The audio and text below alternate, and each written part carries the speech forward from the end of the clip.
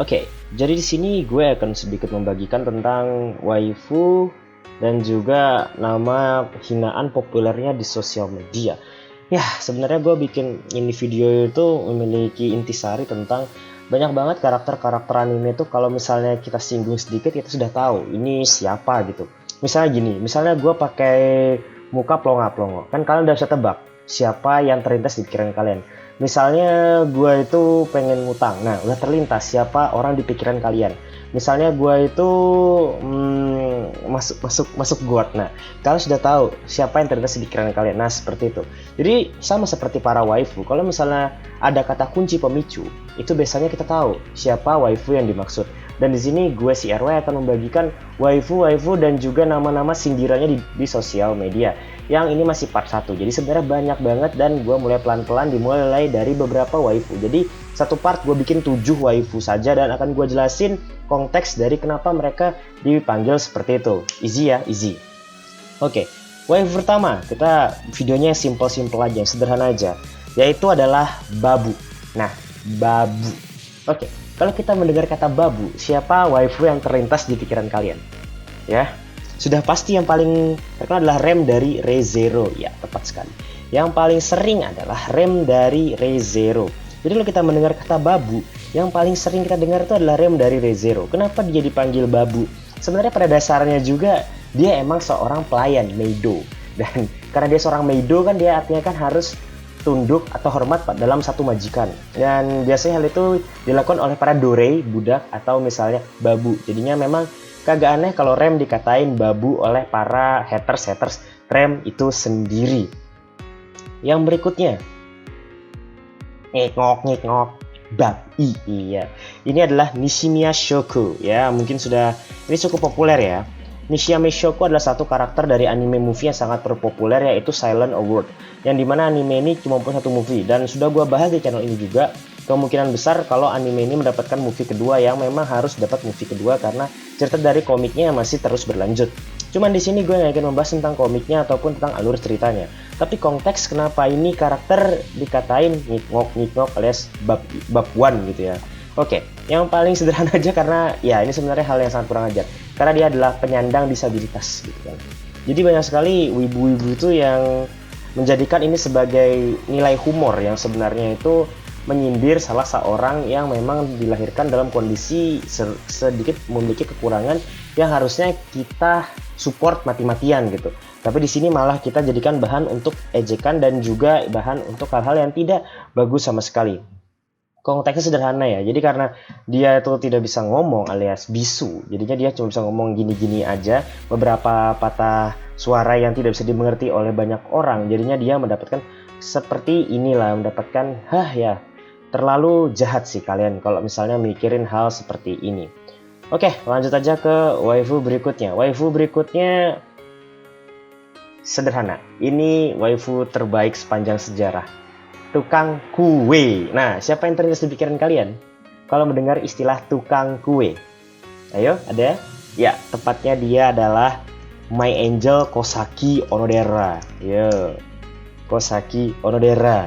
Sudah bisa dipastikan kalau waifu yang punya tes tertinggi dalam sejarah kewibuan dan juga disebut Kosaki Onodera ini adalah waifu yang jelas-jelas banget memiliki peringkat tertinggi dalam sejarah dunia peraniman. Dan konteksnya kenapa dipanggil tukang kue, karena emang bisnis di keluarga dia itu emang jualan kue gitu ya. Makanya dia dipanggil kang kue yang kalah ya, loser.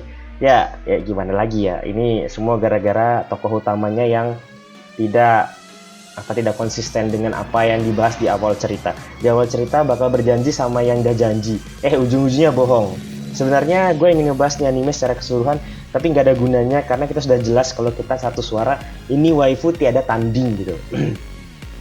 Oke, waifu keempat. Mungkin ini adalah waifu yang cukup populer di mata teman-teman dan kita tahu. Dari kata kuncinya aja nggak usah banyak kata, cukup satu kata, beban. Ya.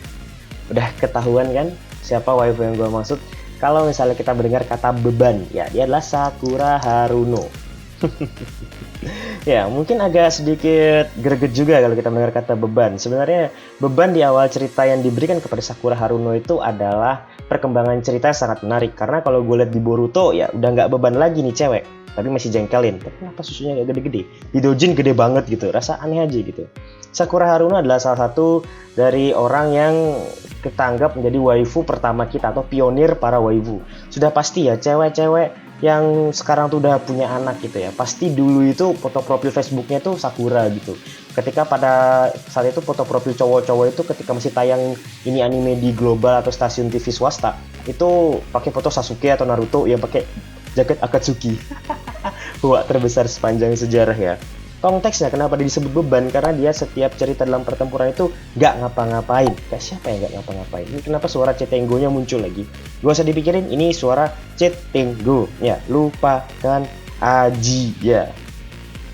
Lalu kita next ke waifu berikutnya. Kata kuncinya adalah gorila. Ya, gorila. Mungkin kalian sudah bisa menebak siapa waifu yang gue maksud, karena masih satu fanbase dengan salah satu dari 4 yang sudah kita bahas, yaitu adalah Chitoge Kirisaki. Yaps, tepat sekali. Chitoge Kirisaki adalah top tier waifu yang sangat greget dan memiliki cita rasa kekuatan kecantikan yang sangat tinggi sekali. Gue ngakuin kecantikan Chitoge Kirisaki gitu ya. Cuman kalau dia dihina gorila itu dikontekskan karena dia katanya suka banget mukul-mukul orang dan tenaga seperti gorila. Dan lagi, hinaan gorila itu sebenarnya sudah disematkan dalam animenya. Karena MC dari anime Nisekoi alias Raku Ichijo itu memang menggelari Chitoge Kirisaki itu gorila. Sehingga para prajurit garis keras tentara Panglima Kosaki Onodera itu sudah jelas memakai hinaan yang sama seperti di animenya itu sendiri. Jadinya ya hinaan gorila itu berasal dari animenya, bukan dibuat oleh fans-fans yang emang sakit hati. Tapi ya emang pecinta Nisekoi pada sakit hati gara-gara ini karakter menang plot armor doang. Oke, berikutnya. Mungkin ini akan sangat sulit bagi kalian menebaknya karena emang kurang cukup populer, tapi lumayan lah, yaitu adalah Sableng. Sableng? Kalau kita mendengar kata Sableng, waifu Sableng siapakah yang terlintas di pikiran kalian? Yaitu adalah Aqua dari Konosuba. Karena kenapa gue tulis Aqua Konosuba? Karena kalau Aqua doang kalian tau lah yang muncul merek minuman nanti ya, merek air putih. Sebenarnya sederhananya Aqua ini dikatain Sableng emang karena sifatnya Sableng gitu ya.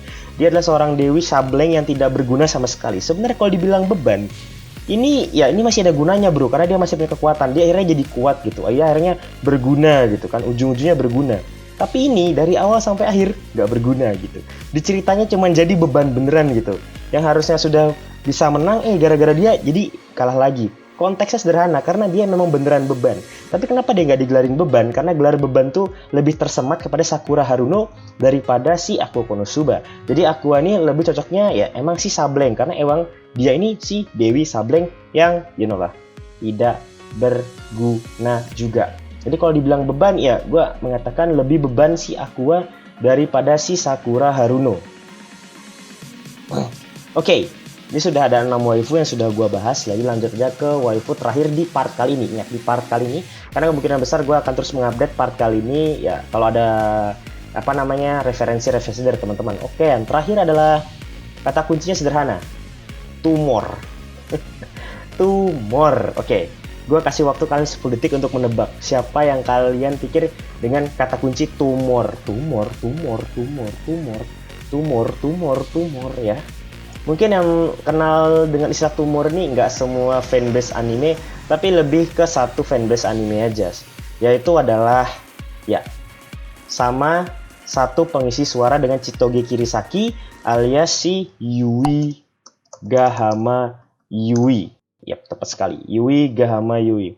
Yang menggelari dia tumor nggak lain nggak bukan adalah para penikmat dada rata alias pecinta Nani Kashira alias pecinta cewek nggak berguna. Jangan bilang gitu nanti gue diserang. Alias si Petanko si Yuki no Shita. Jadi fanbase dari Yuki no Shita itu menggelari si Yui Gahama Yui itu tumor gara-gara teteknya yang gede banget gitu ya, nggak gede-gede banget.